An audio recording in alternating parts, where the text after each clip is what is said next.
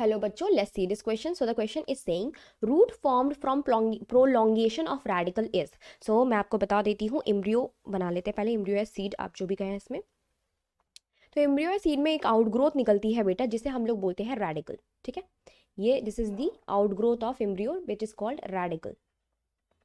ठीक है, and this radical will prolongation, मतलब क्या होगी, ये लंबी होती जाएगी. ठीक है, लंबी होती जाएगी. मान लो हमारा ये सीड जो है सॉइल में डला हुआ है, ये हम लोग मान लेते हैं सॉइल है. ठीक है, दिस इज दी सॉइल.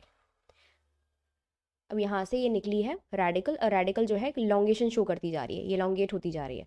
तो अगर ये इलॉन्गेट हो रही है तो इसको हम लोग बोलेंगे the first elongation is called, जो पहली रेडिकल से जो पहली ब्रांचिंग निकलेगी या पहली इलॉन्गेशन जो निकलती है उसको बोलते हैं हम लोग प्राइमरी रूट. Primary root. बेटा इससे जो नेक्स्ट निकलेंगी ब्रांचेस वो कहलाती हैं सेकेंडरी रूट. फिर सेकेंडरी रूट से जो ब्रांचेस निकलती हैं वो कहलाती हैं टर्शरी रूट.